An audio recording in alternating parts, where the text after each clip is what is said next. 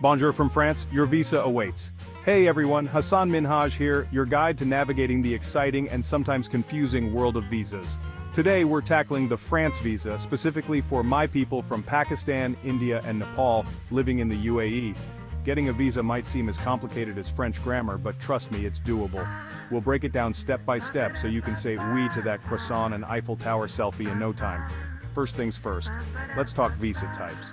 The most common one is the Schengen visa, your golden ticket to 26 European countries, including France.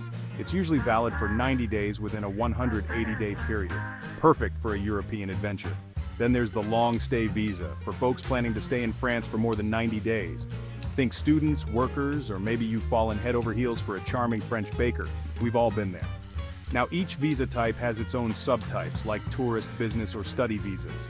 It's like choosing your own adventure, but instead of fighting dragons, you're filling out forms. Don't worry, we'll get to that later. The key is to choose the right visa type that matches your purpose of travel. Otherwise, the French authorities might give you the coy look, and nobody wants that. Are you eligible for the French dream? Before you pack your bags and practice your bonjour, let's make sure you tick all the boxes for eligibility. France, like any good host, has some ground rules. First off, you need to be a resident of the UAE with a valid residency permit. Think of it as your VIP pass to even apply. Next, your passport needs to be valid for at least 6 months beyond your intended stay in France. No tattered, expired passports, please. France also wants to know you're good for it financially. You'll need to prove you can support yourself during your trip, which means showing bank statements, pay slips, or maybe a letter from your wealthy uncle. More on that later. And of course, you need to be a law-abiding citizen with no criminal record.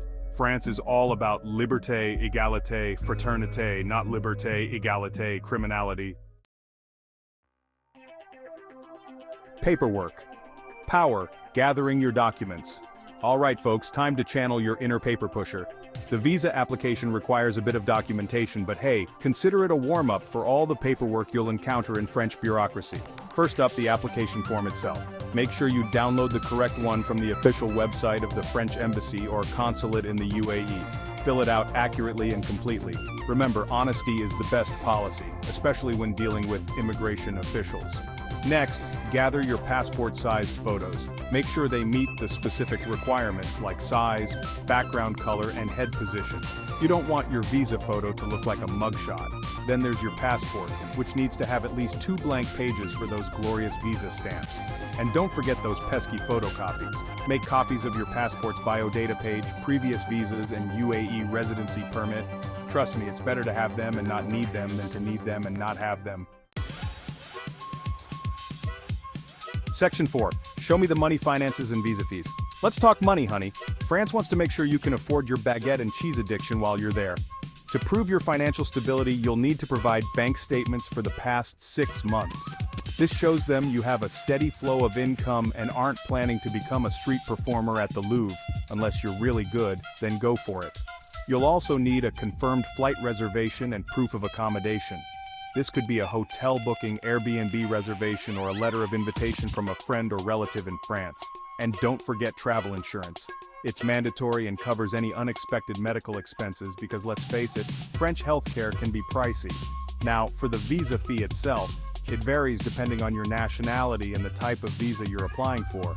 You can usually pay it online or in cash at the Visa Application Center. Think of it as a small investment for a big adventure.